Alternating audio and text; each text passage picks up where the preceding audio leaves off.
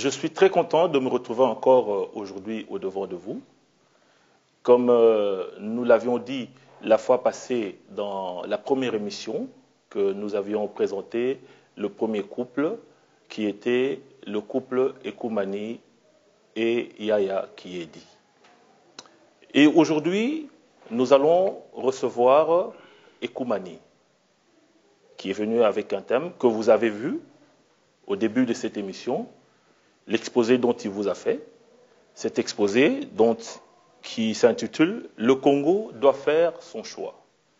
Mais avant de passer vraiment dans les questions et réponses que nous allons pouvoir lui poser par rapport à son exposé qu'il a fait tout à l'heure, je voudrais vous remercier, vous tous, aussi nombreux que vous êtes, de nous avoir suivis autant.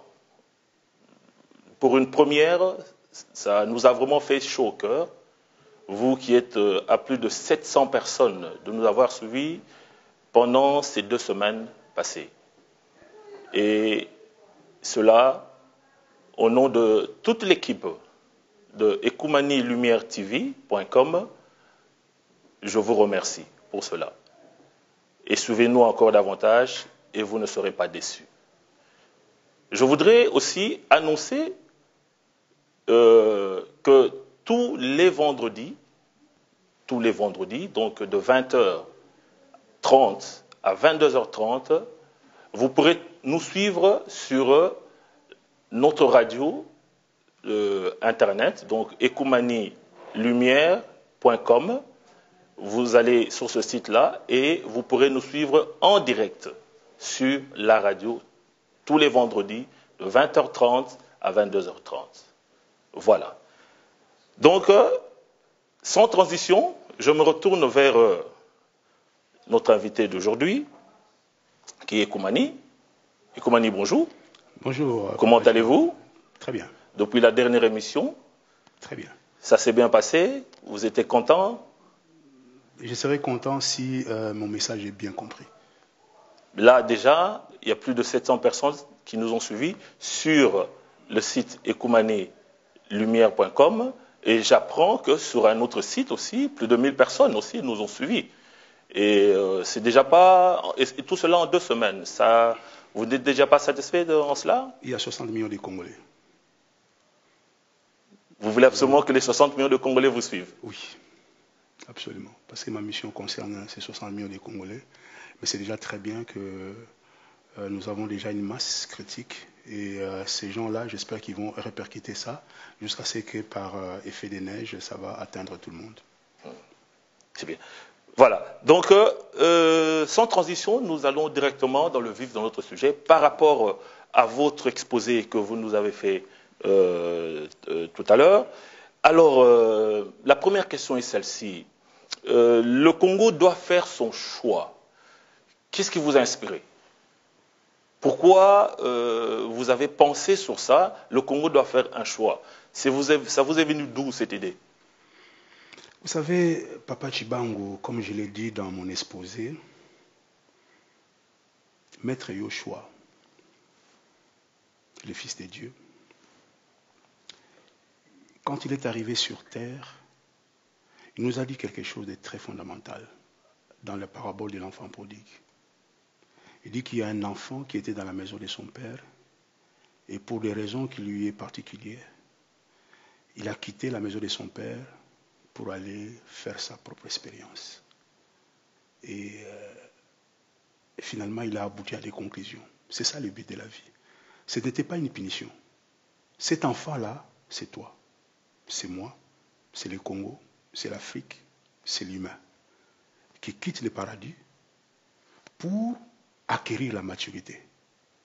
Et quand il va acquérir la maturité, au prix de beaucoup de souffrances, des difficultés énormes. Mais le but, ce n'est pas les difficultés qui comptent. Ce n'est pas les échecs de la vie qui est plus important. Mais le but, c'est la leçon qu'on tire. Et nous pensons, et je pense particulièrement, et le ciel sera aussi d'accord avec moi, que 500 ans dans la vie d'un homme, c'est une expérience suffisante pour finalement se dire, qu'est-ce que je fais? Est-ce que je continue, je m'arrête, je m'interroge, ou je rentre à la maison? Et là, il me semble que le Congo doit faire ce choix-là. le choix de rentrer dans la volonté de Dieu. Parce que c'est ça le but. C'est ça le but de ces pérégrinations. Ok. Donc, le Congo, d'après vous, n'est pas dans la volonté de Dieu. Voilà pourquoi le Congo a fait un choix auparavant. Et ce choix-là l'a amené là où il se trouve actuellement. Papa Chibangu, comme je vous avais dit l'autre fois, je vais m'efforcer d'utiliser la Bible. Dans le livre des Galates, chapitre 5, verset 22, Paul est en train de citer les fruits. Les fruits. Pas le Saint-Esprit. Les fruits de la volonté du Saint-Esprit. De la volonté de Dieu dans l'homme. Quand l'homme fait la volonté de Dieu, eh bien, le premier fruit, c'est l'amour. Cet homme vit là, en paix. Avez-vous l'impression que le Congo vit en paix? Avez-vous l'impression que l'amour est matérialisé au Congo? Quand on assiste à des viols de femmes, à des viols massifs de femmes. La paix. Mais ça, ce n'est pas les Congolais qui violent. C'est vrai, il y a des viols, comme vous le dites, au Congo, mais ce sont les envahisseurs qui viennent violer les femmes congolaises. Est-ce qu'il y a les Congolais qui violent les Congolais? Papa Chibangu, ta question peut être pertinente si on sort du contexte de la volonté de Dieu. J'ai dit tout à l'heure dans mon message que l'homme récolte. C'est malheureux à le dire, mais vous savez, il faut dire la vérité. L'homme récolte ce qu'il a semé. Ce que nous, les Congolais, nous vivons actuellement, ce n'est pas bien. Mais il est juste que nous puissions les vivre parce que nous l'avons semé d'une manière ou d'une autre. Soyez précis, où avons-nous semé cela? Je pose la question comme ça, parce que je me dis que le Congolais a quand même été le Congo, qui a changé de nom plusieurs fois. Actuellement, Congo, le Congo a quand même hébergé des gens. Le Congo a fait étudier des gens. Le Congo a pris des tribus entières et les a donné la nationalité congolaise.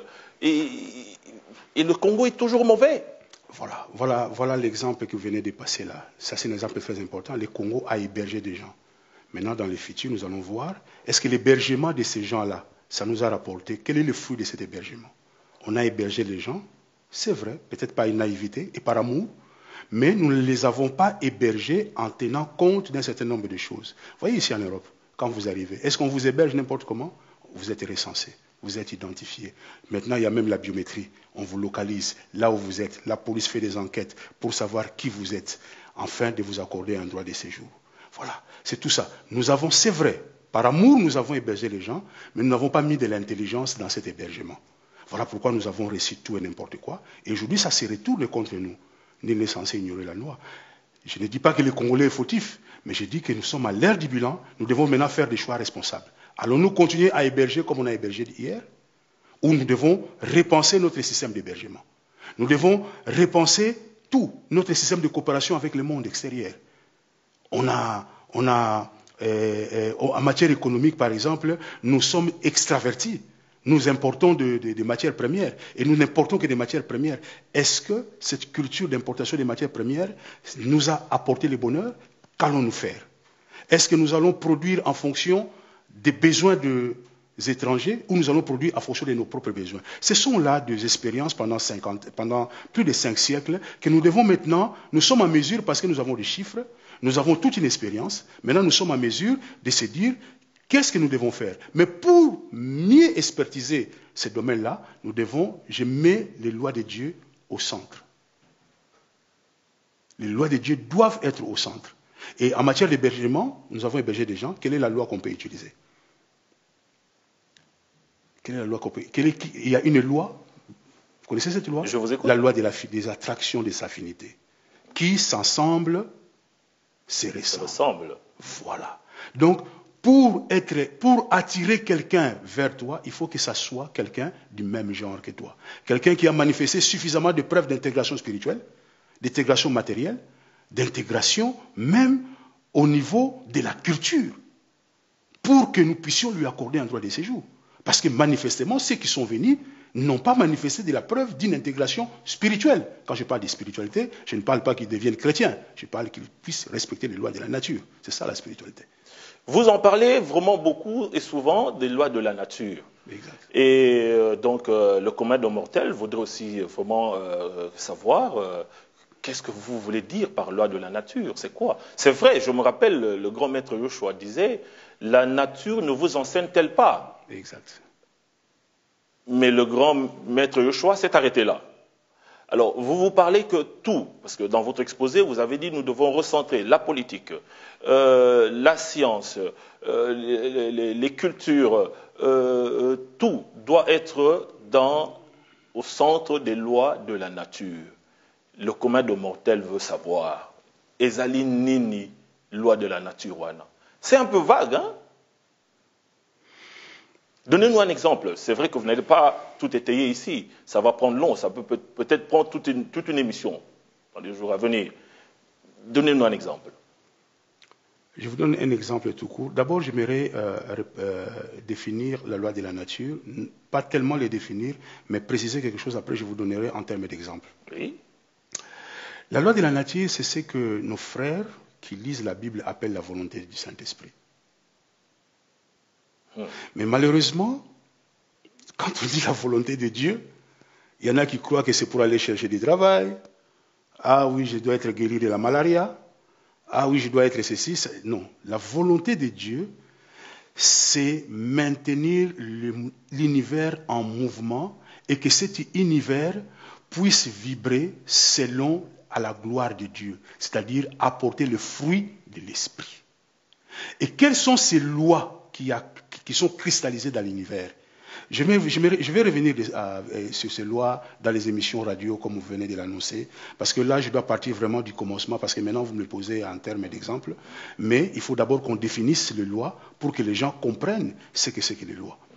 Je vous parle d'un bête exemple de la loi de la nature. Prenez l'huile, vous le mélangez avec l'eau. Maman bazolanda biso. So kamati mai, osangisi na l'huile, c'est quoi? Mafuta. Na mafuta. Au mélangeant au tokisi yango, au tiki yango après un certain temps, qu'est-ce qui va se faire? Pourquoi? Pourquoi pas on se séparer? Parce que c'est pas la même genre, pas la même densité.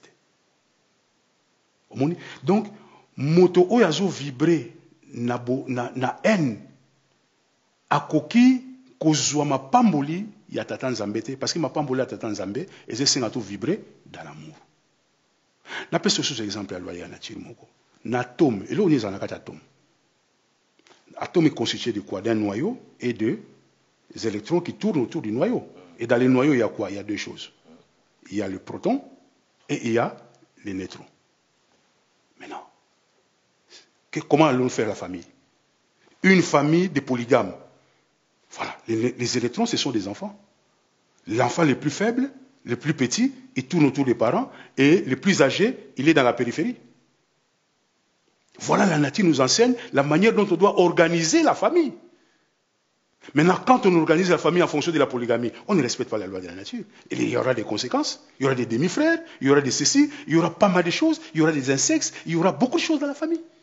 Il y aura des divisions. Les femmes ne vont pas s'attendre. Mais les hommes ont manipulé les lois de la nature. Ah, tel prophète a dit, non, la nature doit nous enseigner. Avez-vous déjà vu dans la nature un atome avec 3 neutrons et 1 proton? Et comme isotope. Et comme un ion. Voilà. Et quand la famille se divise, quand l'énergie nucléaire, on divise les noyaux, qu'est-ce qui se passe? Les électrons sont chambardés dans tous les sens. Voilà. Donc, il y a pas mal d'exemples dans la nature. Et la nature, pour que nous puissions mieux le comprendre, on doit faire les sciences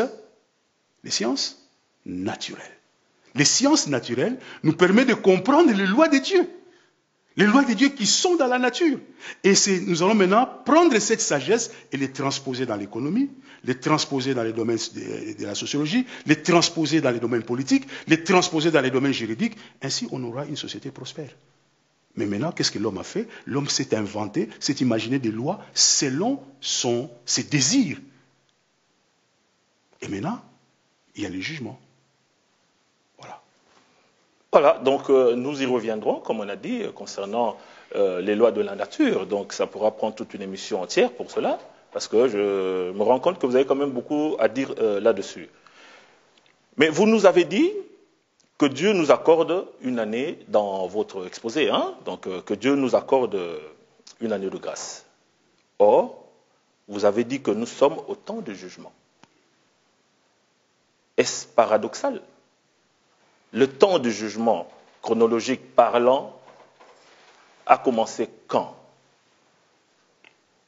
Et le temps de la grâce, chronologiquement aussi, a commencé quand, d'après vous? Papa Chibangu, comme je vous ai toujours répondu, il y a beaucoup de préalables pour aborder un... Mais c'est une question pertinente, hein. C'est une question, ça dénote que vraiment, je me réjouis de cette question-là. Ça, c'est une question essentielle de tous les ministères que je vais faire. Donc, tout au long de mon ministère, si j'arrive à faire comprendre les gens cette question-là, alors j'aurai réussi mon ministère. Mais ce n'est pas aujourd'hui que je vais faire répondre aux gens à cette question, mais je vais donner des préalables. Jésus-Christ a dit ceci, parce que je vous ai promis, n'est-ce pas, que je vais me focaliser dans la Bible pour une meilleure compréhension. Qu'est-ce que Jésus a dit? Quand Jésus est arrivé voir ses disciples, et nous voir, nous, les humains, il a compris que nous étions... Il a dit, j'ai encore des choses que vous ne pouvez pas porter. Il y a beaucoup de choses, mais votre évolution culturelle, votre évolution intellectuelle, toute votre évolution, vous ne savez pas porter des choses pour le moment. Et il a dit, je vais aller chez le Père. Je vais vous envoyer un autre consolateur, le Paraclet. Et quand cet autre consolateur reviendra, en ce moment-là, l'humanité sera suffisamment développée et vous allez comprendre, il va vous rappeler tout ce que je vous ai dit. Attends, j'ouvre une parenthèse pour dire tout de suite, parce que si je ne veux pas qu'il y ait des confusions, je ne suis pas ce consolateur. Parce que je ne veux pas qu'on me comprenne très mal. Ah oui, il se prétend pour être le Saint-Esprit. Je ne suis pas le Saint-Esprit. Je vous explique les moments que le Saint-Esprit viendra. Et ces moments-là, Jésus, dans Matthieu chapitre 24, nous a parlé de plusieurs indications.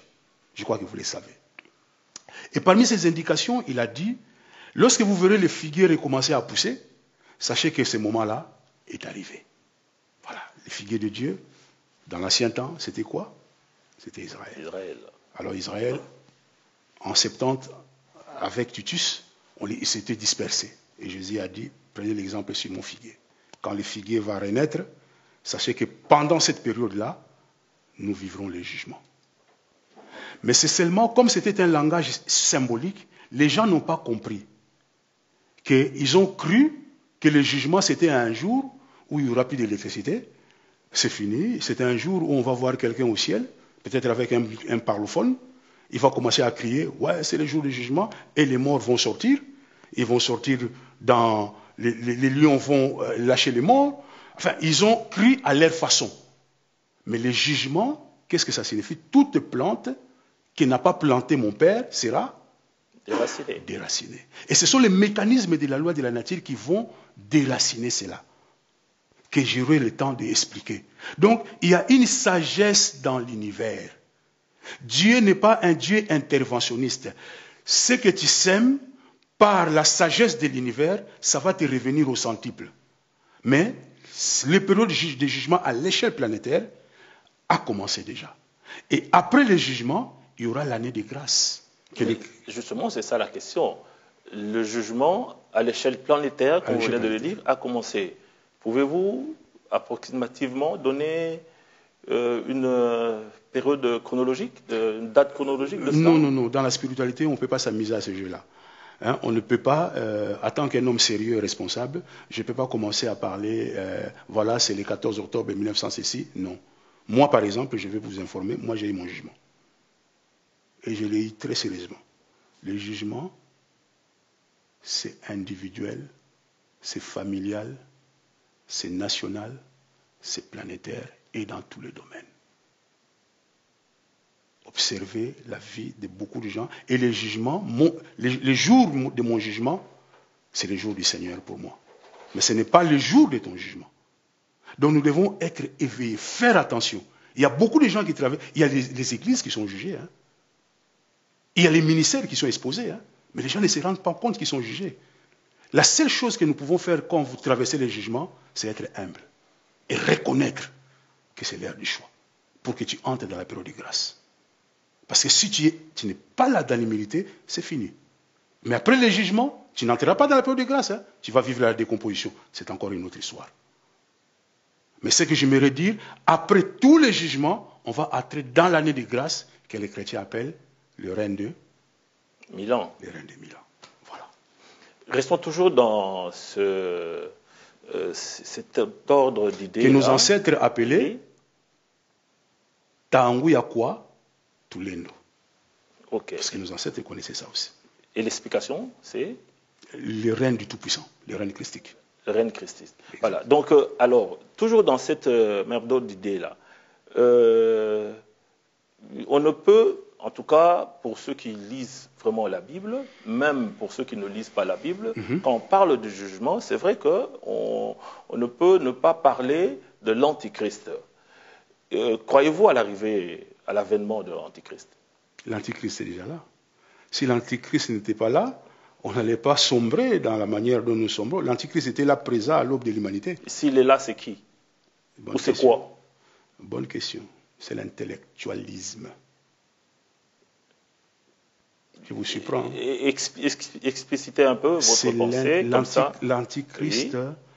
C'est l'homme qui s'invente, c'est le règne de l'homme à travers ses propres lois.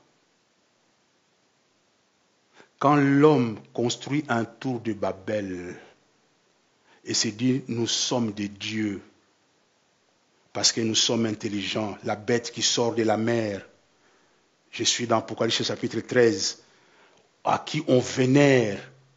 Vous savez, je vais vous dire une chose. L'histoire de Caïn et Abel. Caïn qui cultive la terre. Et Dieu n'agrée pas ce travail. Abel qui offre des choses à Dieu. Par intuition.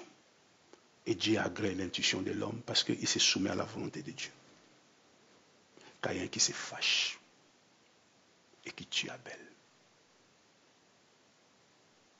Pensez-vous que c'est une histoire où il y avait un enfant, Caïn, Abel, etc. Ce sont des langages initiés. C'est un langage initiatique. Caïn et Abel se trouvent dans toi. Caïn, c'est l'homme qui veut faire la volonté de Dieu. Abel, c'est l'homme qui veut faire la volonté de Dieu. Et Caïn, c'est l'homme qui se rebelle contre la volonté de Dieu, qui est séduit par la nature, qui est séduit par les biens de ce monde, l'orgueil de la vie, la vanité. Et Caïn tue Abel. Voilà. L'humanité actuelle, nous sommes sans Abel. Il faut ressusciter Abel. Il faut qu'on ressuscite Abel. Donc, si je vous comprends bien, le thème c'est le Congo doit faire son choix. Exactement. Parce que le Congo n'a pas fait un bon choix avant et le Congo a atteint les limites qu'il a atteint aujourd'hui. Donc, dans la pensée que vous venez d'expliciter maintenant, Caïn et Abel, les politiciens congolais d'aujourd'hui doivent revenir à des Abel. Doivent revenir des Abel. Le mariage doit revenir dans l'essence d'Abel.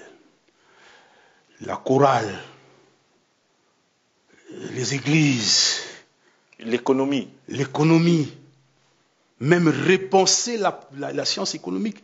Qu'est-ce que c'est l'économie aujourd'hui? C'est la maximisation d'intérêts sous contrainte des ressources. C'est ça l'économie. Un bon économiste qui sort de l'université, on lui apprend une chose. Toutes les mathématiques qu'on apprend aux économistes, c'est pour une chose. Comment produire avec un minimum de ressources? Ou bien, comment, avec ces ressources, maximiser l'intérêt financier. Est-ce que l'économie doit être au service du social ou au service de l'intérêt? Voilà. Toute la science économique doit être repensée. Donc, nous avons fait le mauvais choix de la société. Et maintenant, il y a le jugement. Nous récoltons ce que nous avons sémé. Ce n'est pas seulement au niveau du Congo, hein, mais le Congo a commencé le premier. Mais même regardez la France, regardez aux États-Unis, rien ne va. Regardez ici en Belgique, rien ne va. Ils font des années, ils font des mois pour faire un gouvernement. Ça ne marche pas. Rien ne marche dans le monde. Pourquoi? Parce que, comme Esaïe le dit, former des projets, rien ne marchera parce que la lumière de Dieu est maintenant là. C'est le jugement. Et le jugement, ce n'est pas, ne comprenez pas le jugement comme étant la colère de Dieu. Dieu n'entre pas en colère. Ce n'est pas un homme qui pour entrer en colère. Tout ça sont des métaphores. C'est l'anthropomorphisme. Donc on prend la compréhension des humains et on les transpose au niveau de Dieu pour nous faire comprendre. Mais Dieu n'entre pas en colère. Je ne sais pas si je me fais comprendre. Absolument, absolument. Donc, Dieu n'entre pas en colère. Le jugement de Dieu, c'est une grâce. C'est une grâce c'est un examen, en fait. Oui. Nous sommes à l'époque de l'examen. Tu as passé une année, et puis à un moment donné, tu t'es soumis à l'examen. Et maintenant, l'humanité s'est soumise à l'examen. Aujourd'hui, la nation congolaise, parce que Dieu a un projet merveilleux pour ce pays, mais il faudrait toiletter ce pays. Il faudrait que le Congo, maintenant, nous nous soumettons, Dieu nous soumet à nos propres égrégores. J'aurai le temps d'expliquer les égrégores. Okay. Nous nous soumettons à nos propres pensées. Parce que nous avons pollué dans la pensée, nous avons pollué dans la parole et nous avons pollué dans les actes. Maintenant, ça nous revient au centuple, parce que c'est l'amour de Dieu. Et vous pensez que le politicien du Congo de demain pourra avoir la connaissance de tout ça, la maîtrise de tout ça, pour conduire le pays demain? Où doit-il avoir cette connaissance? Ou s'il n'a pas cette connaissance, alors le Congo travaillera avec qui? C'est comme ça que je dis que le Congo doit faire un choix. Et nous sommes là, s'ils font les bons choix, on va aider le pays. Parce que n'oubliez pas qu'il y a le libre arbitre. Hein. Dieu, j'aime beaucoup notre Père Céleste, parce qu'il nous a donné quelque chose de très important que les animaux n'ont pas. Je vais te dire un secret, même les anges ne l'ont pas. Vous savez c'est quoi? Libre arbitre. Le libre arbitre. La capacité de dire oui ou la capacité de dire non. Et ça, c'est fondamental. Voilà pourquoi mon premier message, faites les choix. Nous, on est là. Faites les bons choix, on va vous aider. Le ciel va vous envoyer des gens. Le ciel va adombrer certains d'entre vous. J'aurai le temps de parler de l'adombrement parce que c'est encore une notion que j'ai introduite dans la précipitation. Mais je vous donne des notions comme ça pour savoir que je vais parler de ça. Le ciel va vous donner des gens et petit à petit, nous allons anoblir les créations. Et un jour, nous ferons de notre pays la ressemblance et l'image de ce qui est au ciel. Parce que le but de la création, disait le maître Yoshua, qu'est-ce qu'il disait? Que ta volonté soit faite sur la terre, comme cela s'est fait au ciel. Voilà, au ciel, il n'y a pas de viol. Pourquoi au Congo doit-il y avoir des vols? C'est parce que nous avons favorisé un environnement pour les viols. Au ciel, il n'y a pas de... ça dépend de quel ciel. Ça dépend de quel ciel. Parce que dans les ciels où les gens portent de la matière, les maladies existent. Il n'y a qu'un seul ciel où les gens ne portent pas de la matière, c'est le paradis. C'est au XIIe siècle. Ça, c'est une autre histoire. Je pense qu'il faut on en parlera plus tard. Restons toujours dans ce que le politicien du Congo de demain peut apporter. Et donc, que pensez-vous de la gestion actuelle des politiciens, de ceux qui dirigent le Congo actuellement? Actuellement, vous avez introduit une notion qu'il ne faut pas introduire. Je pense que ça n'a pas lieu d'être introduit maintenant. Vous avez parlé de la gestion. Vous savez, moi, je suis gestionnaire, je suis économiste. Et non, aujourd'hui, nous ne gérons pas. Aujourd'hui, nous constatons les bêtises que nous avons sémées. Nous ne gérons pas et nous faisons quoi alors? On est en train de vociférer, on est en train on joue au bac à sable. Et que pense Dieu de cette gestion, enfin de cette soi-disant gestion d'après vous? On doit faire un choix. On doit faire un choix de quitter cette médiocrité, de construire réellement une classe politique, des hommes et des femmes épris de l'amour de Dieu, pétris de la connaissance, pour essayer, parce que les politiciens c'est quoi? C'est un homme de Dieu à qui on a donné la gestion de la cité. Pourquoi on l'a donné la gestion de la cité? Pour garantir la sécurité interne et externe, pour créer des mécanismes excitateurs afin que l'économie soit boostée, et pour protéger cet espace vis-à-vis de l'extérieur. Voilà, il y a tout ça. Et pour ça, ceux qui l'ont donné mandat, ils disent, bon, écoutez, toi tu fais rien, tu ne vas pas participer aux activités économiques, alors nous on va te payer un salaire, on va te loger. Voilà. On les loge, on les paye un salaire. Donc c'est un serviteur. Est-ce que vous avez l'impression que les Congolais, les politiciens aujourd'hui, ils travaillent dans cet esprit-là, ils prennent l'argent de la caisse de l'État, ils se construisent des maisons à lui. Quand on le nomme politicien, eh bien, c'est le commencement de la polygamie. Il entre dans l'église, Dieu m'a béni. Et il fait la dîme la plus grande de toutes les dîmes des églises. Et les pasteurs le vénèrent. Voici comment Dieu bénit quelqu'un. Est-ce que c'est une responsabilité ou c'est une bénédiction? La bénédiction, c'est le travail qu'il va faire vis-à-vis de la société. C'est une responsabilité. Il sera béni quand il aura acquitté très bien sa responsabilité. Donc, le travail du politique, ce n'est pas une bénédiction, c'est une lourde responsabilité qui peut entraîner des karmas terribles. Et moi, je n'ai pas l'impression qu'aujourd'hui, nous avons compris les choses de cette façon-là. Est-ce que Jésus-Christ, quand il est arrivé en mission ici, pour nous enseigner, il était béni? Vous savez ce que la Bible dit de lui, de cette mission? Il s'est dépouillé. Eh bien, moi, je voudrais que demain, que la politique soit un dépouillement.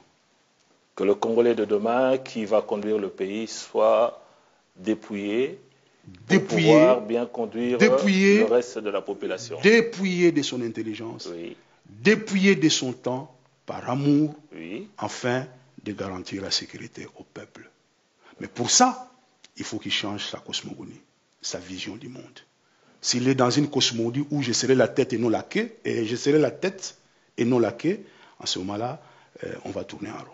Parce qu'il voudra être la tête de sa famille, la tête de ceci, la tête de cela. Là, ça ne va pas. Alors, une dernière question, toujours au niveau politique, avant de vous poser deux dernières questions pour clore cette émission. Les deux dernières questions seront dans le domaine, donc nous allons un peu retourner un peu dans la Bible. Et alors, que conseillerez-vous aux Congolais de demain, aux politiciens de demain, congolais, maintenant, pour que demain, celui-là, quand il sera nommé quelque part, dans les institutions du Congo, pour qu'il puisse bien gérer le pays demain, pour qu'on puisse faire un bon choix. Parce que vous avez dit, le Congo doit faire un bon choix. Un bon choix. Alors, que conseillez-vous aux Congolais d'aujourd'hui? Parce que souvent, quand quelqu'un étaye une thèse, il a déjà la réponse. Il sait de quoi, quel est ce bon choix-là. Ce n'est pas ce que je vous demande pour l'instant. Mais que conseillerez-vous à ce Congolais-là? À ces Congolais politiciens oui, pour ou Congolais demain. tout court? Vous parlez de la politique du jour? Oui, au Congolais qui voudra faire la politique demain.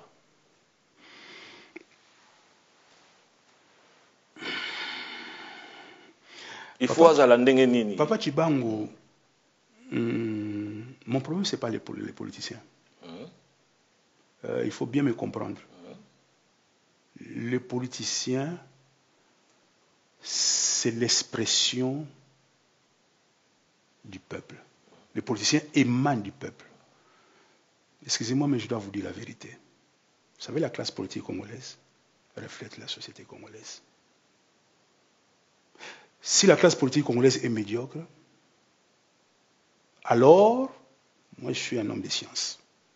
La société congolaise est médiocre. Vous savez, comment vous pouvez comprendre, je vais répondre à votre question, comment vous pouvez comprendre que quelqu'un qui a volé les deniers publics, les biens de l'État, ici en Europe, quand quelqu'un vole les biens de l'État, azotonga bandako, les Européens baïbi que ya ibambon à l'État. Baobengi mopao. Baobengo leki bango. Qui est médiocre? C'est les Congolais. Qu'est-ce que je conseille? Il faut faire un bon choix. Le choix de revenir aux valeurs spirituelles. De revenir aux lois de la création. D'acquérir la maturité. Et là, sur ces points, Yaya Kiyedi sera très nécessaire. Parce que le bon choix, vous savez qui le font? Vous savez qui abîme la société? c'est les femmes. Parce qu'il éduque une femme, parce que c'est la femme qui éduque les enfants. C'est la femme qui conseille les maris. Si Yaya qui est dit tel qu'il est là, c'est comme ça qu'on dit quand derrière un grand homme se cache une grande dame. Si akomiko tungisanga na yiba à moins de divorcer, mais ce que na lingi moi 50 ans nini na okota na busoba. Donc tous ces politiciens, c'est la femme. Comment on va faire un bon choix? C'est la femme. Quand la femme est debout, la femme va attirer des enfants bien, qui viendront bénir les Congo. Mais tout ça, je vous l'ai dit de manière hélicoptère, parce que je vais entrer en profondeur. C'est sérieux ce que j'ai dit. J'ai dit, la femme va attirer des bons enfants. Vous avez compris ce que j'ai dit? Absolument.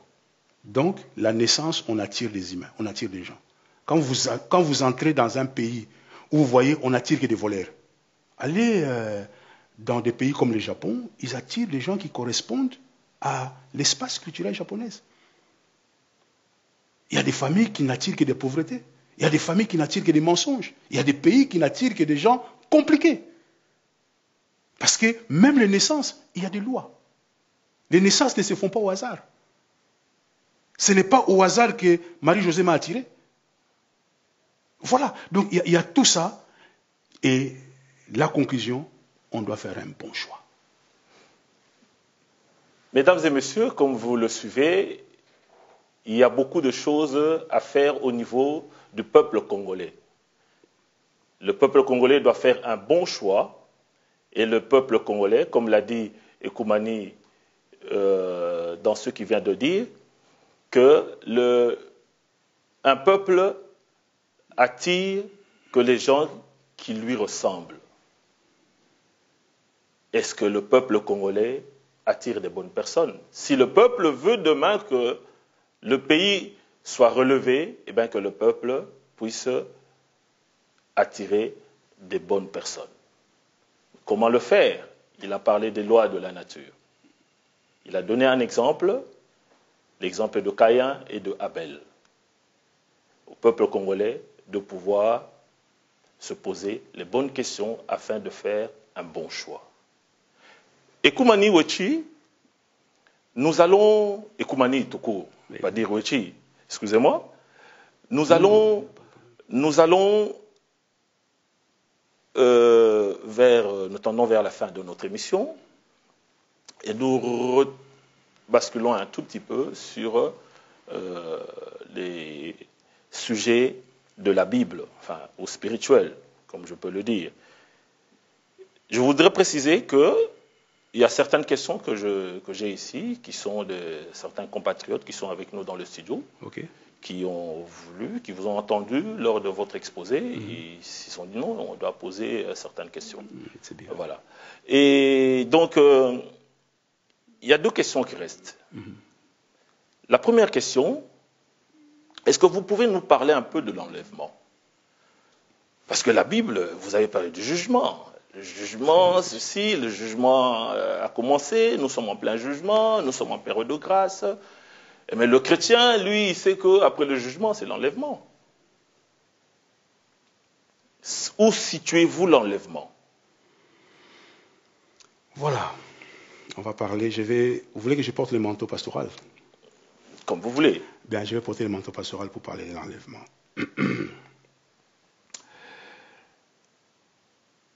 Si on parle de l'enlèvement, c'est qu'à un moment donné, on a été mis dans un endroit où il faut nous enlever, nous écarter de cet endroit. Je veux préciser ma question. L'enlèvement, donc quand on parle de l'enlèvement dans la Bible, l'Apocalypse, on parle de la tribulation des 7 ans. Exact. Et du millénium. Une période de 7 ans. Voilà, et du millénium. Situez-nous tout ça. Si vous pouvez nous parler un peu de ça. Le jugement va venir. Pendant le jugement, qu'est-ce que c'est que le jugement? Le jugement, c'est l'ère de la moisson. Où chacun, tout ce qui est caché, va être mis en surface. Pour votre intérêt, bien sûr. Donc, vous allez passer un examen et vous allez montrer devant le Seigneur ce que vous valez. La nature lui-même va faire en sorte que si vous êtes un homme bien, si vous êtes une femme bien, l'homme bon tire de bonnes choses de son bon trésor. C'est ça le jugement. Donc le jugement, c'est une période comme ça dans l'histoire de l'humanité où le Seigneur va nous exposer, va fructifier tout ce qui est en nous, que ce soit du bien et que ce soit du mal. Et la Bible dit, quand ça sera fructifié, on va prendre, d'abord Bible lobinini, parce que se rendre compte que eza question moko batunyo sufu ba yeba yango na lobango la lingala. Bible lobi le bleu, comment on appelle ça? Bakobo ça ba bleu na ba oui. Le bleu Masango. Masango okay. Na matiti mabe et que bota esika moko. Balinga ba kata matiti yango Yoshua lobi bokata te. Botika yango bota na tangu matiti masango ke kola viendra un moment où bako kata masango bako tia yango na ngambo mosusu bako kamata matiti bako kenango na kotumba yango. Eh bien, processus wana ya ko séparer masango na biloko ya mabe yango nde jugement. Mais processus wana eza nini? Masango nezavi eza kati na yo. Matiti mabe zavi eza pe kati na yo. Eza libanda na yo te. Eza te bako kamata bato mala bachi bango d'un côté, bato mabe bachi bango d'un autre côté. Non. C'est-à-dire que Dieu va toiletter nos cœurs. Tout ce que nous avons sémé, fruit de notre propre intellectualisme, imagination, ça sera exposé. Dans la société, dans nos familles. Et que ça a un moment où il y a dépression, ma balle est kabona. La société qui est quoi. Et que ça a terrible. La Bible dit que c'est un jour grand et redoutable. Après période wana, Tokokota n'a rien de 1000 ans. J'aurai le temps de développer une autre chose après. Mais je me